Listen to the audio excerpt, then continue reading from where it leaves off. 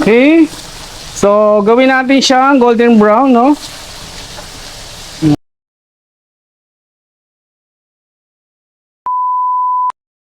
Okay, so gagawa pala tayo ngayon ng chicken a la king. So, ito yung ating gagamitin, no? Yung chicken breast. So, tuturuan ko kayo kung paano magpalapad nito. Ipipili na natin. Okay. So, hiwain nyo lang yung part dito sa gitna. Yan. Sa kabila din. Okay, para lumapad siya. Magiging ganyan na itsura niyan. Next.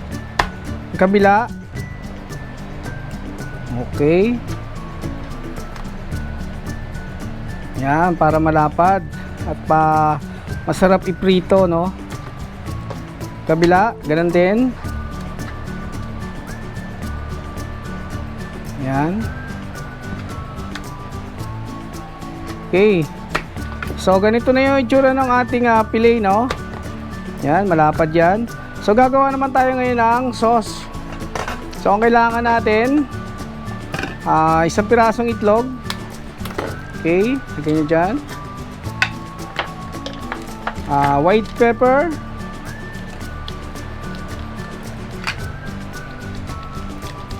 Okay. Next natin, onion powder, granulated. Alright. Okay, so lagyan nyo dyan yan. And garlic powder, granulated din. So mas maganda pag powder na siya, no? And then lalagyan natin siya ng patis, no? So patis yung pantitimpla natin dito, fish sauce. So lagyan natin siya ng 1 cup. So hindi tayo gagamit ng iodized, no? So patis yung gagamitin natin. Okay, tapos lalagyan natin ito ng chicken powder. Ito yung chicken powder natin. Halo nyo dyan. And then yung cornstarch natin, 1/2 cup. Okay, tapos haluin nyo lang yan para ma-mix yung ating sauce. Okay, so lagyan natin siya ng water na 1/4 cup. So yan, para matunaw yung mga sangkap natin. Halu-haluin nyo lang yan dyan para hindi dumikit yung buo-buo, no? Mas balance yung lasa nya, no? So haluin nyo lang yan na ganyan. Okay, so gagawa na tayo ng sauce. So lagay na natin yung butter. Yan, tunawin nyo yung butter. Yan, then pwede nyo na ilagay yung ating carrots, no? Yan. Para maluto na siya habang ginigisa natin, no? Then next natin tong ating chicken cubes. So may chicken cubes tayong ilalagay para mas malasa yung sauce natin, no? Yan, yan ang gagawin nyo dyan. Haluin nyo lang hanggang sa matunaw siya. Okay, haluin nyo na ganyan, and then ilagay natin yung water. Ilagay natin yung water para mas matunaw na siya. And then pag ganyan ang itsura niyan, lalagyan na natin siya ng white pepper.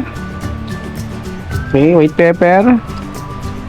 Lagyan natin ng onion powder, garlic powder, and sugar. Okay, pang balance ng lasa. Okay, haluin nyo.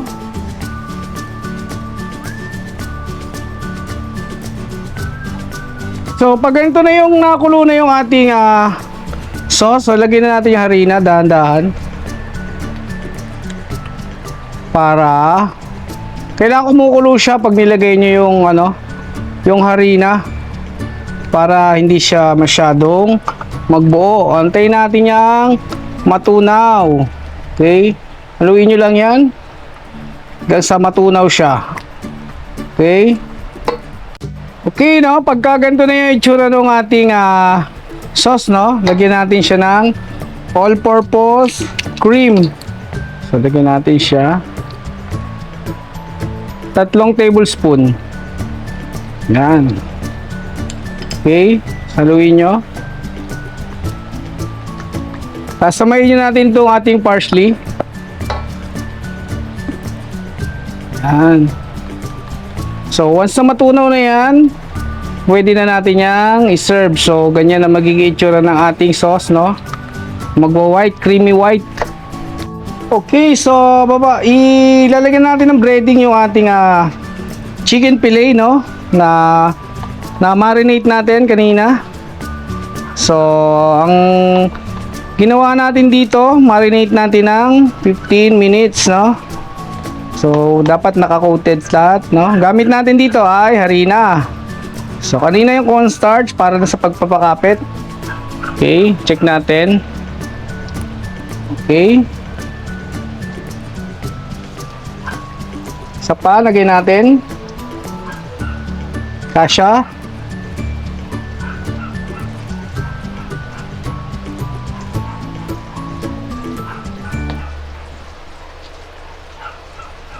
Yan, braiding natin.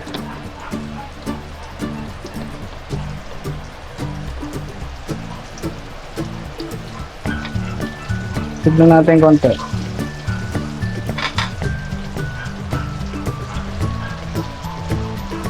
Okay.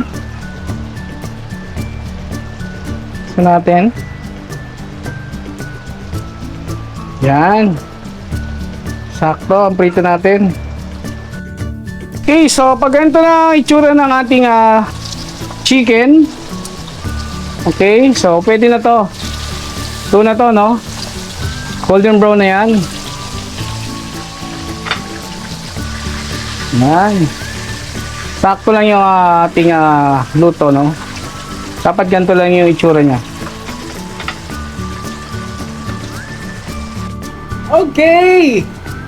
Kamusta mga kabinoy? So, nagluto pala ako ngayon ng chicken a la king.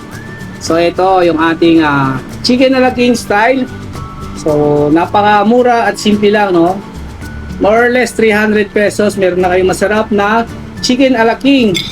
So, titikman natin siya para mas mapil natin yung sarap, no? Okay. So, ang mga sahog lang naman ito, chicken breast, white meat. So, carrots, parsley, and then yung sauce na ginawa natin.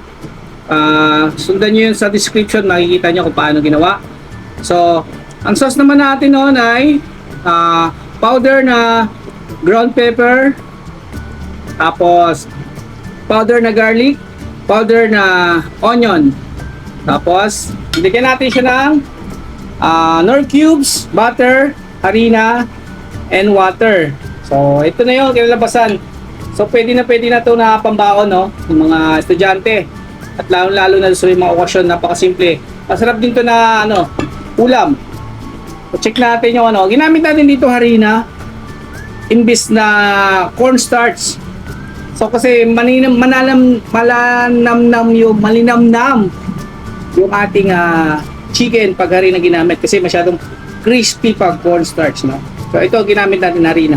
Pero pwede naman yun sa inyo.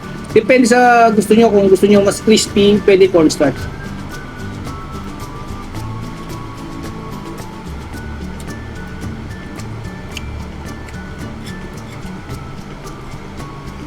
Sarap. Kakaiba yung lasa niya. Nagdadala dito yung lasa nung marinated natin na chicken breast. So, minarinate natin siya ng 15 minutes. Mas maganda kung kinabukasan, mas malasa. Pero may lasa na siya. Plus yung sauce natin, yung ginawa nating sauce. So, magdadagdag na lang kayo ng salt, no? Depende sa panlasa nyo. Kasi nilagyan na ako rito patis, no? Doon sa karne niya. Kaya pag gumawa kayo ng alaking sauce, pwede nyo lagyan nyo ng ng salt, either salt o any salt. Kasi meron na siyang butter eh. So unsalted butter nga lang siya. Kaya depende sa panlasa nyo kung gusto nyo lagyan na. Pero sa akin okay na yun eh.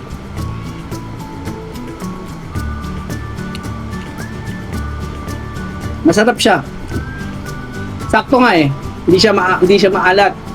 Hindi mo rin malalasahan masyado yung patis, no? So kumapit yung lasa ng patis dun sa karne.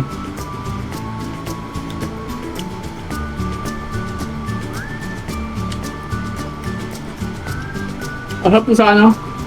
Sa ulam. Kanin, ulam. Sabi. Apakadali lang gawin, no? Kaya kayang-kaya nyo to. Pag nagmamadali kayo, may ready lang kayo ng breast chicken, marinated lang. Pagpasok, prito. Ang sauce, saglit lang gawin. More or less, mga 20 minutes, meron tayong chicken a la king, no? Basta gayahin nyo lang yung ginagawa ko para makuha nyo yung mabilis na galaw, no?